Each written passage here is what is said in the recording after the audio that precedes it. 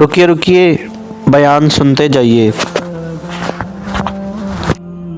इश्कात शरीफ में नबी पाक सल्लल्लाहु अलैहि वसल्लम ने फरमाया, अल्लाह ताला ने ना हज़रत सैयदना आदम अलैहिस्सलाम को ना उनकी तमाम औलाद की सूरतें दिखाई, गोया रूहें दिखाई, नूर दिखाया, चमक रहा था। तो हज़रत आदम की नज़र पड़ी हज़रत दाऊद अलैहिस्सलाम, मिशकात में मौजूद है।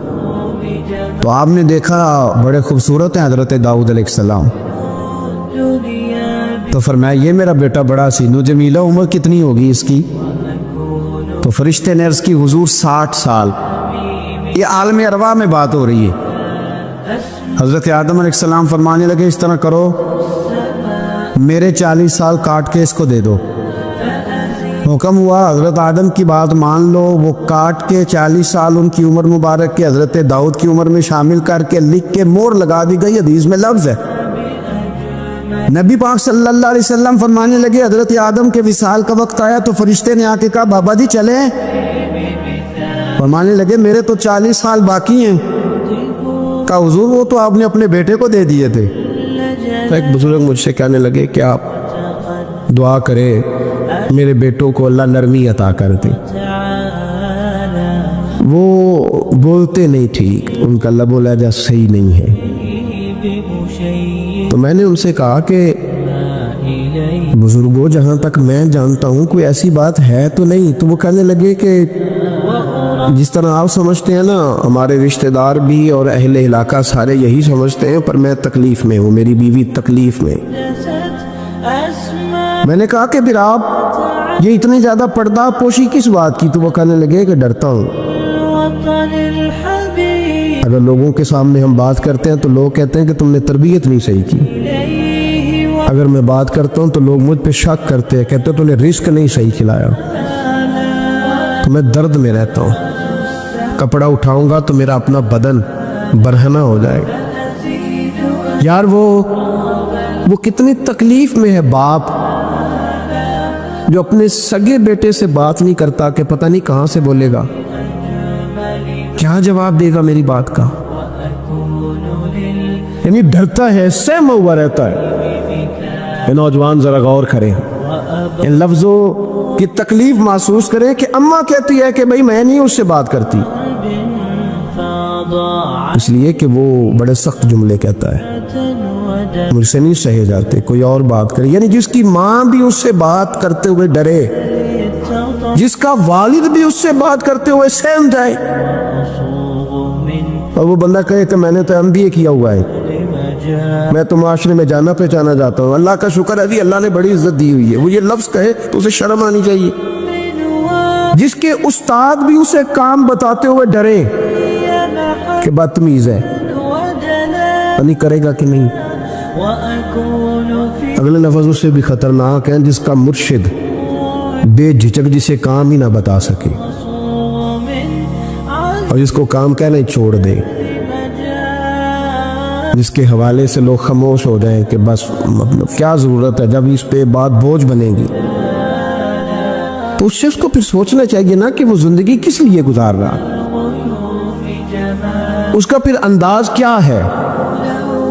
बुजुर्ग जिनकी वजह से तकलीफ में हो, आजमाइश में हो, दर्द में हो, और यार जो आदमी नेक हो, रब फरमाता है उसका तो मैं हया करता हूँ, अल्लाह कहता है उसकी तो मैं कदर करता हूँ, मैं उसकी। देखे ना मेरे नबी करीम सल्लल्लाहु अलैहि वसल्लम ने फरमाया, जब सफ़ेद दाढ़ी वाला शख्स कब्र में जाता है, ये तिरमिज़ी की हदीस है, तो रब करीम फरमाता है फरिश्तों इसे अज़ाब ना देना, मुझे हया आती है।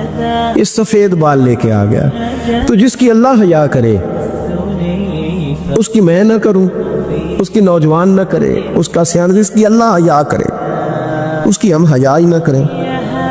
हमारा लबो लहजा खतरनाक और खौफनाक हद तक चला जाए, हमें ढाब और सलीका ही ना हो। हम कहें ओ गरम खून है जी, जरा एहतियात से बात करना, क्या माना हुआ इस बात का? गरम खून और होता है और बेअदबी वाला खून और होता है, इन दोनों में फ़र्क होता है। हज़रत साद बिन मुआज़ रज़ी अल्लाह तआला अन्हु नबी पाक सल्लल्लाहु अलैहि वसल्लम के पास आए तो उनके कबीले के कुछ नौजवान भी वहाँ बैठे थे। हज़रत साद बिन मुआज़ उनमें से बूढ़े थे, बुजुर्ग थे। اور جب وہ آئے تو وہ نوجوان بیٹھے رہے. نبی کریم صلی اللہ تعالیٰ علیہ وآلہ وسلم نے پہلے ان نوجوانوں کو دیکھا، پھر آپ کے ساتھ کچھ دیر رہے اور چلے گئے. تو اللہ کے رسول علیہ السلام نے فرمایا تمہارے قبیلے کا بڑا تھا، تم نے اٹھ کے استقبال ہی نہیں کیا، تم نے توجہ ہی نہیں کی، تم نے اعزاز ہی نہیں دیا، تم نے یہ خیال نہیں کیا کہ ایک بڑا آیا ہے، تم نے اس کو تکلیف دی. اعزاز اکرام، بھئی کیا حرج ہوتا ہے تھوڑا سا اگر کسی بزرگ کو جگہ آگے دے دی جائے؟ اس میں کیا فرق پڑتا ہے کہ اگر آپ کسی لائن میں لگے ہوئے ہیں تو کسی بوڑھے کو کہیں کہ جناب بابا جی آپ آ جائیں. وہ میرے بھائی کون سا وجود کا کوئی حصہ ٹوٹ جاتا ہے اگر کسی ضعیف کو، کسی بوڑھے کو یہ کہا جائے کہ آپ لائن سے نکل جائیں اور یہ بل مجھے دے دے میں جمع کرا دیتا ہوں؟ کیا تکلیف ہوتی؟ ہمارے ہاں تو بوڑھوں کی چارپائیاں گھر میں اب علیحدہ رہتی ہیں، الگ رہتی. بیٹا اے سی والے کمرے سے نکلتا ہے اور وضاحت دیتا ہے ہر آنے جانے والوں کو کہ ابا جی کی ہڈیاں درد کرتی ہیں لہذا وہ اے سی والے کمرے میں رہنا پسند نہیں کرتے. تو میں تو کہتا ہوں کہ یہ وضاحت آپ کو کیوں دینی پڑی؟ یہ بات تو ابا جی کو کرنی چاہیے تھی. یہ وضاحت جو آپ نے دی ہے یہ تو ابا جی کو دینے والی وضاحت تھی، آپ نے کیوں دی؟ ابا جی کے لیے اس طرح کا کمرہ ہے گھر میں جس طرح کا سٹور ہوتا ہے نا پرانے کپڑے رکھنے والا، وہ کمرہ ہے. حدیث سنانے لگا ہوں، اللہ کرے آپ کو یاد رہ جائے، اللہ کرے آپ کو یاد رہے. مشکات کی حدیث ہے، بڑے خوبصورت لفظ ہیں. میرے نبی کریم علیہ الصلوۃ والسلام نے فرمایا رب جو تمہیں روزی دیتا ہے نا یہ تمہارے ضعیفوں کی برکت سے دیتا ہے. وہ جو 90 سال کی اماں گھر میں ضعیف پڑی ہے نا اسے سکریب کا مال نہ سمجھنا. تیرے اوپر جو خدا کا کرم بس برس رہا ہے تو اس بوڑھی کی وجہ سے برس رہا ہے، اس بوڑھی کی وجہ سے برس رہا ہے. اور نبی کریم علیہ الصلوۃ والسلام نے ارشاد فرمایا سن اور یاد رکھ، فرمایا رب تم سے ناراض ہوتا ہے، وہ بارشیں روکنا چاہتا ہے، تمہیں قحط میں مبتلا کرنا چاہتا ہے، لیکن تمہارے ضعیفوں کے سبب تمہیں بارشیں عطا کر دیتا ہے. تمہارے کمزوروں کے، اس کمزور سے کوئی بیمار بھی مراد لیا جا سکتا ہے، عورت اور بچی بھی مراد لی جا سکتی ہے، بوڑھے لوگ بھی مراد لی ہیں شارحین حدیث میں. ان کے سبب سے اللہ تم پر بارشیں برساتا ہے. تو جو تیرے لیے ذریعہ بخشش ہے، جو تیرے گھر میں رزق آنے کا سبب ہے، ان کی باتیں تو لگتی ہیں بری، ان کو تو حکا دے کونے میں بٹھا دیا ہے. اور اگر کبھی دل کرے تو تعارف کراتے آنے والے مہمانوں سے کہ یہ ابا جی ہے، اس سے زیادہ کوئی ان کا گھر میں کردار نظر نہیں آتا. یہ ظلم ہے، یہ زیادتی ہے.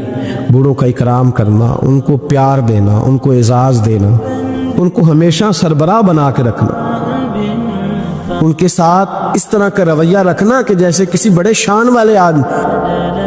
میں اکثر یہ رونا روتا ہوں، میں کہتا ہوں کہ ابے کی بھی عزت ہو سکتی ہے بشرط یہ ہے کہ ابا امیر ہونا چاہیے. اگر تو ہو نا 6-7 مربع زمین کا مالک تو پھر تو پوتے کیا پڑ پوتے بھی پیر دباتے. لیکن اگر اس بوڑھے بیچارے کو بچوں سے خرچہ لینا پڑے تو پھر اس بیچارے کی کوئی حیثیت ہے؟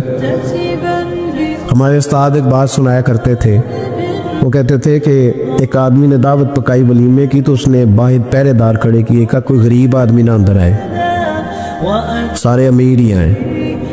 اور میرا تجربہ یہ ہے کہ اب غریبوں کو شوق ہو گیا امیروں کو دعوت دینے کا. راز تو نہیں ہو گئے آپ لوگ؟ یہ میں تجربے کی بات کر رہا ہوں. کبھی کسی غریب کے فنکشن میں جانے کا اتفاق ہوتا ہے نا تو مجھے یوں لگتا ہے کہ اس کا دل تھا کہ غریب کوئی بھی نہ آئے. غریب کو دعوت دینا پسند ہے تو امیر تو پہلے نہیں اسے بلاتا تو پھر بلائے گا کون؟ اس نے شیخ صاحب نے ولیمہ اپنے بیٹے کا کیا تو باہر جو پہرے دار تھے ان سے کہا کہ کوئی غریب آدمی اندر نہ آئے، امیر بندے صرف. اور نبی پاک صلی اللہ علیہ وسلم نے ایسے ولیمے پر لعنت برسائی ہے، فرمایا لعنتی ہے وہ دعوت جس میں صرف امیر آئیں اور غریب نہ آئیں. اس نے کہا بھی صرف نہ امیر لوگ آئیں. تو ایک بندہ تھا بڑا امیر لیکن بیچارہ نہ کئی کام کاج سے اٹھ کے ہی آ گیا، تو کپڑوں کو اسی طرح مٹی وٹی لگی ہوئی، تو دیر ہو رہی تھی، گھر جاتا چینج کرنے تو لیٹ ہو جاتا، تو ایسے ہی آ گیا. جب وہ آیا تو پہرے دار کھڑا تو اس نے کہا دوڑ جا. तेरा कोई मतलब नहीं है यहाँ। उसने कहा यार मैं सेठ आदमी हूँ, बदला कपड़े नहीं बदले। उसने कहा सेठ होता तो तेरे कपड़ों से पता ना चलता। मेरे भाई वो शख्स कहता है कि मैंने कहा मुझे जाने दो अंदर। कहने लगे तेरे कपड़े नहीं दावत वाले। कहता है मैं वहां से वापस गया दौड़ा। आपको पता है ना कपड़े भी अब अल्लाह खैर करे। एक संगी ਨੂੰ ਮੈਂ ਇੱਕ ਦਿਨ ਕਿਹਾ ਤੂੰ ਕਾਲੀ ਐਨਕ ਲਾਈ ਸੀ ਖੈਰ ਹੈ? ਕਹਿੰਦਾ ਮੋਟਰਸਾਈਕਲ ਤੇ ਕੱਟਾ ਪੈਂਦਾ। ਕੋਈ ਦਿਨਾਂ ਤੋਂ ਬਾਅਦ ਕਾਰ ਵਿੱਚ ਵੀ ਲਾ ਕੇ ਬੈਠਾ ਸੀ। ਮੈਂ ਕਿਹਾ ਹੁਣ ਤੈਨੂੰ ਮੈਂ ਕੀ ਪੁੱਛਾਂ, ਹੁਣ ਤੇ ਬਿਹਤਰ ਇਹ ਵੀ ਇਹਨੂੰ चिट्टी सोटी भी नाल दिया। भाई क्या इससे इंसान का कद बढ़ता है? वो है बात करने वाली। जहाज में इस दफा मैं वापस आ रहा था तो जहाज में एक नौजवान काली ऐनक लगा के फिर रहा है। तो अब डर लगता है ना, आपको पता है किसी से बात करेंगे वो क्या जवाब देगा। तो क्या इन चीजों से कद बड़ा होता है आदमी का कि वो थोड़ा सा जनाब मतलब बाहर आए। मुझे तो कमजोर लगते हैं ऐसे लोग। अपने लबो लहजे में, अपने अंदाज में, अपनी तबीयत के हिसाब से, अपने स्टाइल में आप जिंदा रहें। ये सच है और ये असल है। ये सच है और ये अपनी जिंदगी अपने स्टेटस के मुताबिक